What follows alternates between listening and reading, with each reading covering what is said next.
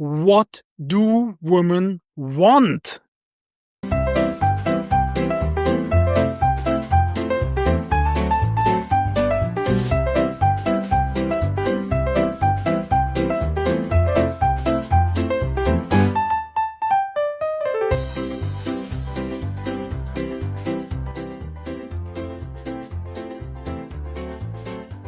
Welcome to Inside the Dating Mind. I am Dr. Axel Schumacher, scientist by training, entrepreneur by choice, and love researcher by obsession. As a tech CEO and futurist, I see how technology is rewiring our ability to connect. And as a coach and speaker, I witness the loneliness epidemic firsthand.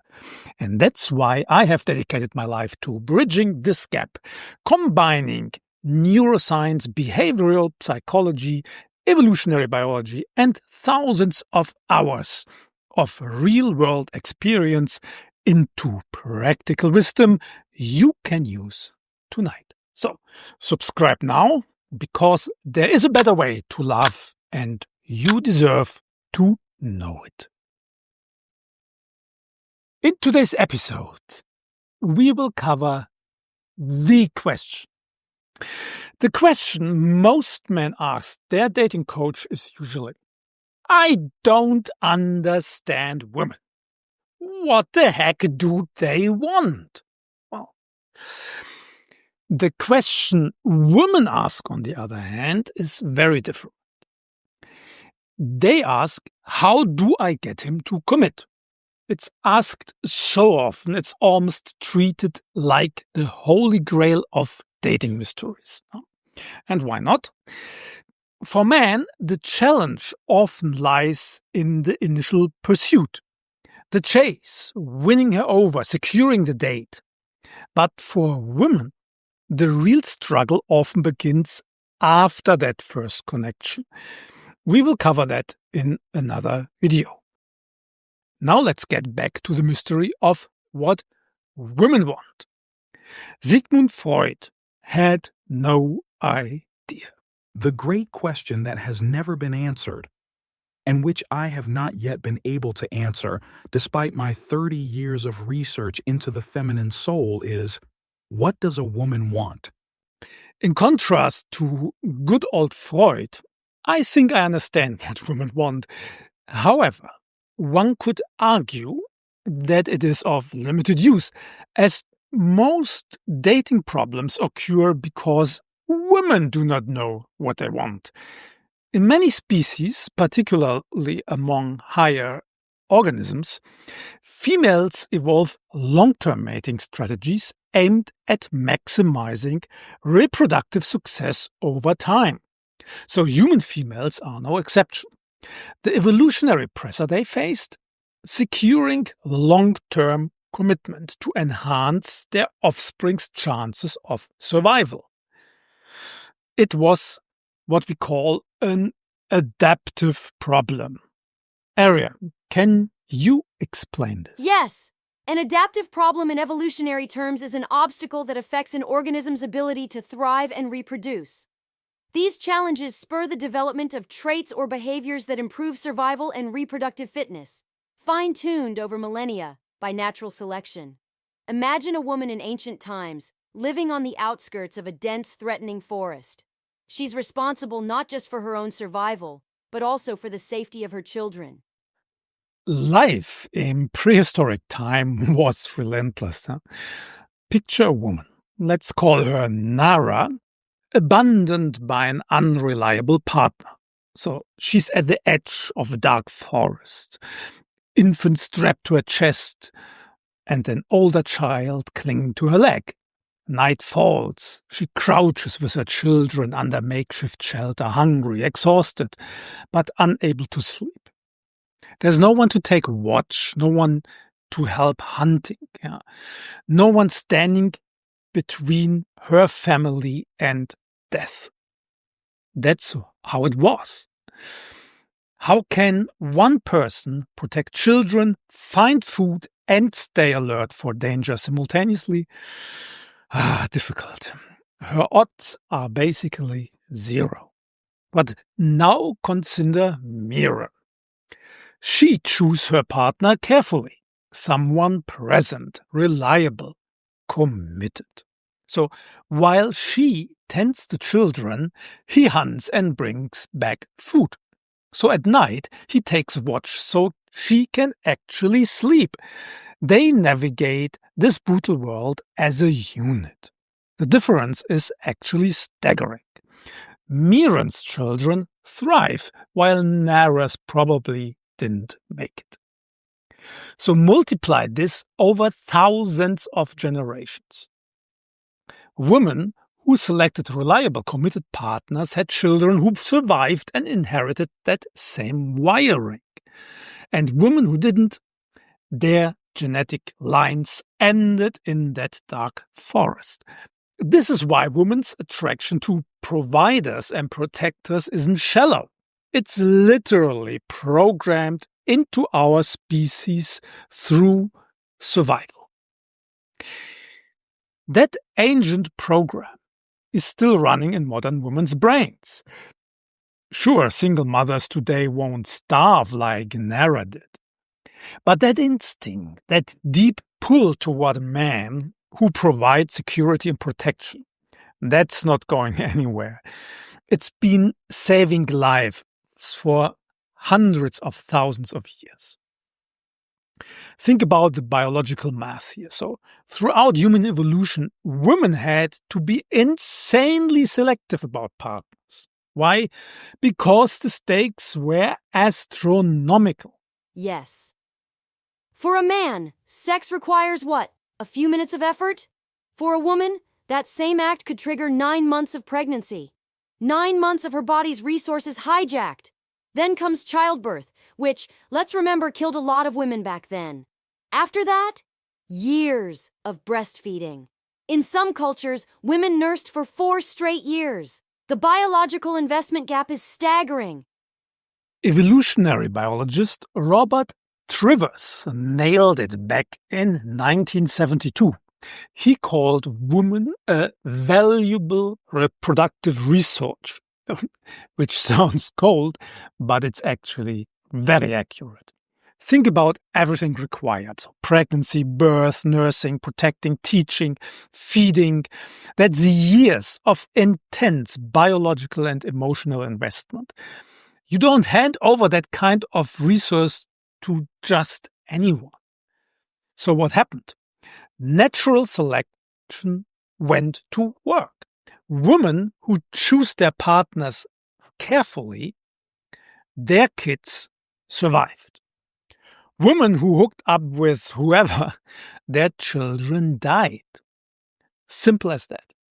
So the reckless ones got edited out of the gene pool. And this is why women evolved to be choosier than men. It's not some cultural thing or playing hard to get. It's survival. Yeah. Every sexual decision for an ancestral woman was potentially life or death for her and her future children. Trivers' theory of parental investment and sexual selection posits 2 key predictions for our behavior. First, the partner that invests more in offspring, typically the woman, will be more selective in mate choice. Second, the partner that invests less, the man, will compete more intensely for access to the high-investing woman. In humans, it's evident that women have greater obligatory parental investment. However, when it comes to long-term relationships or marriage, both men and women usually invest heavily in their children. So this often propagated idea, usually by the red pill community, that men have an incentive to spin plates and make as many women pregnant as possible is not sensical. It really doesn't make sense. Men also need stable relationships to ensure the survival of their kids. And as such, Evolutionary theory predicts that both sexes will be choosy and discriminating when selecting long-term partners. Women are just a little bit choosier. Live with it. That's how it works. Think about the fact that your mother, your grandmothers, and all those women who came before them did choose more or less wisely so that you could have been born. In any case, women's adaptive problems led to certain evolved mate preferences centered around selecting mates who are able to invest resources. So men who are able to physically protect her and the children. A man who teaches the kids survival skills, who will show good parenting skills, who is psychologically compatible, and who is healthy. So men have to react to these mate preferences and concentrate their efforts to be good financial prospects, to have social status, to be ambitious, athletic, dependable, to be good teachers, brave and physically and mentally healthy. Yes, it's a long bucket list. Blame evolution. For women, the bucket list is shorter. Here's my rule. To make a man commit, a woman's most important task is simply not getting on his nerves. Oh! Yeah. Yes! That's how it works. What seems to be real tough, though, is that as a result of a woman's adaptive problems during evolution, the pressure in our dating market is mainly on the man. Imagine a small Stone Age tribe, maybe a few hundred people during the Paleolithic period. So we are talking about 2.5 million years ago to around 10,000 years BC. These folks lived in caves, simple huts, maybe tepees, and their toolkits, stone and bone implements, crude axes for hunting. Now, being able to properly grip and throw a stone axe? That's life or death for the tribe. But here's where genetics gets interesting. Like all organisms, humans accumulate mutations. Some help survival, others, not so much. Picture two men, one with strong, capable hands, another with a mutation giving him weak, malformed thumbs. Guess who can't grip an axe properly? Guess who can't hunt effectively? These harmful mutations are called deleterious mutations. And this is where sexual selection becomes nature's quality control. The selection pressure lands almost entirely on males. Men had to prove performance, creating fierce competition within the tribe. Why men and not women? That's simple math. Lose a few men to warfare or predators, the tribe survives just fine. But lose a few women, that really lost reproductive capacity. So game over for the whole community. So evolution took the logical path, put the selection pressure on the expendable sex, the man. So this meant women could afford to be ultra selective, choosing only the top 10 to 20% of men, while ignoring the rest. So most men never reproduced, and the tribe still thrived. Actually, it thrived better, and this harsh male selection quickly eliminated bad mutations and accelerated adaptations. So this theory was tested by evolutionary scientist Tim Janicke and colleagues from the University of Montpellier. The team studied male and female genetic variances across 26 species and determined how reproductive success predicted the genetic variance in either males or females.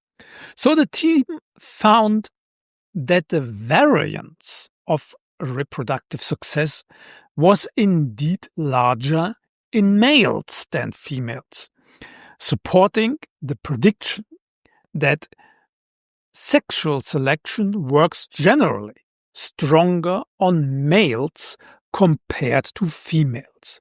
And that works in many species, so not only humans. You can observe this in literally every human and animal community on the planet.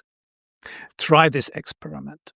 Attempt to find a female who is so ugly that absolutely no man would sleep with her. Good luck with that. It's basically unheard of. Not surprisingly, this sex difference could only be detected in polygamous but not monogamous species. Basically, if females have the option to mate with several males, that's what's happening in every bar, the selective pressure on the males becomes stronger and stronger. This is why modern online dating puts so much more pressure on men. Women have the luxury to be able to pick only the top 5 to 10% of men. Or to be more exact, women believe they have this luxury. So putting an enormous pressure on the average man. But back to the question. What do women actually want? Let's get a little bit more specific here. Women do evolutionary risk management. So essentially, they have two strategies for figuring out their preferences. Trial and error, so date a bunch of men until they figure out what makes them happy. Or skip the messy experimentation and learn from other women who have already done the fieldwork. So they watch their friends, scroll through Instagram, consume social media to see what kind of man is winning right now. And before you accuse me of saying women are sheep, that's not it. There's a powerful social current at work here that shapes what we all find desirable. Here's the biological piece. Nature dealt woman and man different hands. Men show extreme variation. We get both the geniuses and the idiots, the winners and the total failures. Women, on the other hand, their traits cluster much closer to the average, so you have fewer extremes and much more consistency. Why? Because for women, playing it safe kept their children alive. That biological drive for safety and security is still here. And one of the safest strategies?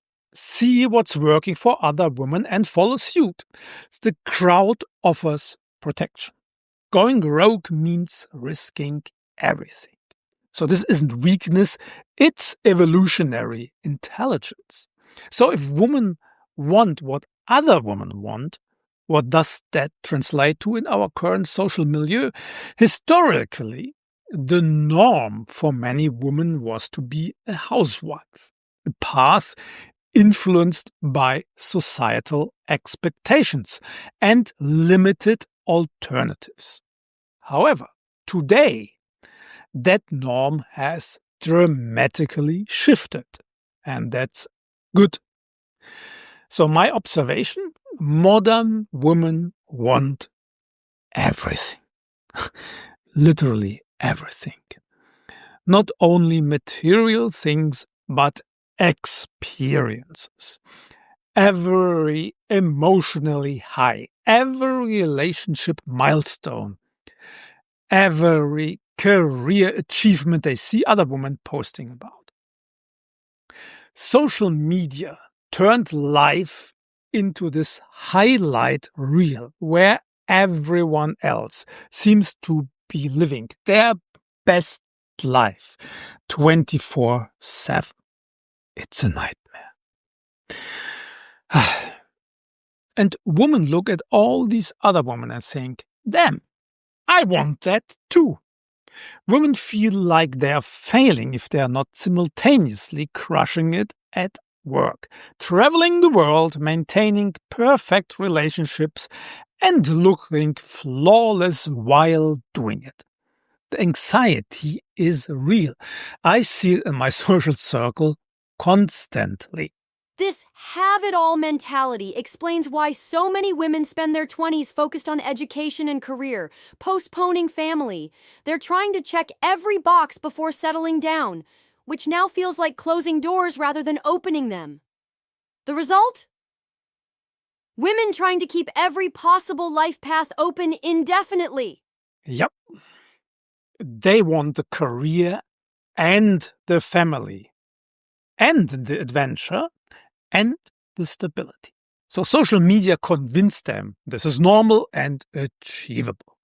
Biology and time, unfortunately, have other plans. It's this collision between ancient evolutionary wiring and modern unlimited choice, or let's put it more as perceived choice, that's creating so much confusion in today's dating market. David Buss and Todd Shackelford, two giants in evolutionary psychology, tested this in 2008 with a study called Attractive Women Want It All. And boy, did they prove it. Here's what they did. First, they had 100 men rate women on attractiveness, so face, body, overall appearance. Then they set the highest rated woman detailed surveys about their ideal partner. The surveys covered everything like looks, wealth, family values, emotional availability, commitment, you name it. And the results? Oh, attractive women checked yes to essentially every single trait on the list. Every single one. Whoa. Even the researchers were shocked. So these women weren't making trade-offs or prioritizing. They literally wanted it all. But here, it's where it gets interesting. The study identified 4 distinct clusters of traits that attractive women demanded more than average women. Let me break them down for you. So, the 4 clusters of traits, all desired by more attractive women. First, good gene indicators.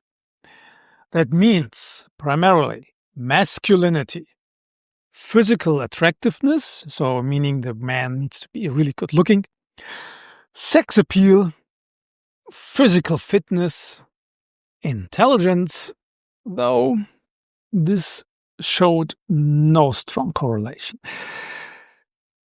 Second, good investment ability indicators, potential income, good earning capacity, college education, ambition and industriousness, and favorable social status.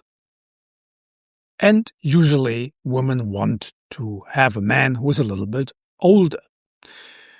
Now, 3, good parenting indicators. So the desire for a home and children, fondness, liking of children, emotional stability and maturity, which men often gain only later in life. And he has to be kind and understanding. So he must have also raising children well as a goal priority. Very important. And fourth, he needs to have good partner indicators. What does it mean? He must be a loving partner. He must be devoted, really devoted to the woman, and he must be loyal. But here's the thing. While these attractive women wanted everything, some traits barely registered. The three qualities they cared least about, any guesses? Intelligence, loyalty, and kindness. Let that sink in. These were the traits they could most readily dispense with, according to the data. And that's why the intelligent, nice guys always finish last with women. They just prioritize the wrong things. So we have a paradox. Highly attractive women demand perfection across the board, which creates its own trap.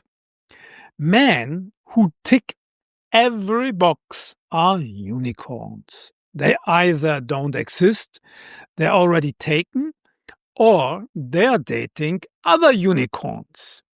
That's why some demanding high-quality women price themselves out of the dating market and live as cranky old cat lady when they're old. So less attractive women, by contrast, tend to lower their standards across the board. This is good news, as most women, are not that good looking. They are average. So, the upshot for men, prioritizing what actually matters. So, what's the takeaway for men? If you're aiming for a highly attractive woman, this data suggests some uncomfortable truths. Spending all your time becoming more intelligent, loyal, and kind, that's great for being a good human, but it might not move the needle where it counts. The brutal reality: physical fitness, earning potential, and providing security matter more to these women than your book collection or your loyalty pledge. I know that stinks. But data doesn't care about our feelings. Here's what makes this research so provocative. It destroys the comforting myth about trade-offs. We like to think attractive women choose between the rich guy or the hot guy or the nice guy. But that's not how it works. Women with high mate value don't trade off. They don't compromise. They demand the full package. This creates a hierarchy most men don't want to acknowledge. First, you need the fundamental stuff. That means good genes and resources. Only after clearing the bar does anything else matter. You can be the most loyal, intelligent guy on the planet, but if you don't hit those baseline physical and financial markers, sorry, you are not even in the game. But wait, this is what women say they want. What they actually choose, this is often different. But the hierarchy still matters. Here's the brutal truth. These traits stack in order. So without good genes, your money means nothing. That's why gorgeous women reject billionaires who don't turn them on. I have watched this happen. So 2 of my stunning female friends both turned down literally billionaires because there was zero physical attraction. People don't believe this, but this is what really happens. So, what can we learn from this? As a man, you have to start in this order. First, good gene indicators. Second, good investment ability indicators. 3, good parenting indicators. And only 4th, good partner indicators. So the hierarchy is non-negotiable. You must start with the genetic indicators. That means focus on masculinity, physical attractiveness, sex appeal, and physical fitness. Go to the gym. Get those wrong, game over. You never get to show your bank account or your dead potential. I know it's frustrating, but that's the reality. Only after you clear the bar, you should focus on the income potential, ambition, education, and social status. Think of it like a video game. You can't access level 2 until you beat level 1. No amount of money unlocks the door if she's not physically attracted. No amount of loyalty matters if she won't go on a second date. To sum up this episode,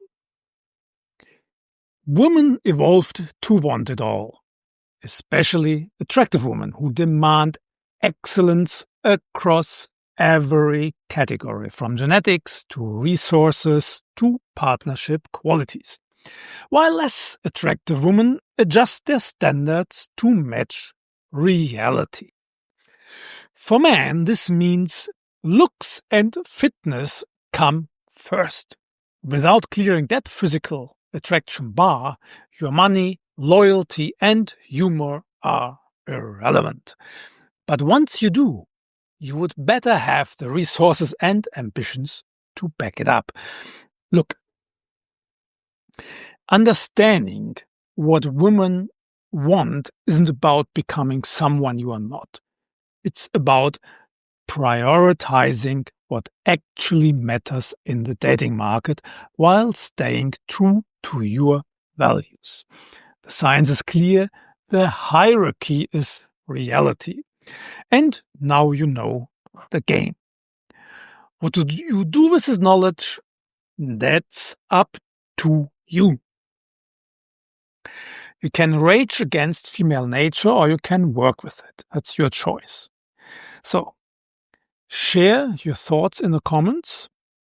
Ask me your toughest questions. I read every single comment. He actually reads them. I've watched him spend 3 hours responding to clients at 2 a.m. Yep. So, subscribe to Inside the Dating Mind for more evidence-based insights that cut through the dating BS. Remember, we are the Amoro tribe. We believe dating can be elegant, playful, and actually enjoyable. So until next time, so stop drifting through love like a tourist, learn the terrain, and thanks for listening. You can switch off your phone now or wherever you watch the video. So switch off, go out of your apartment and socialize.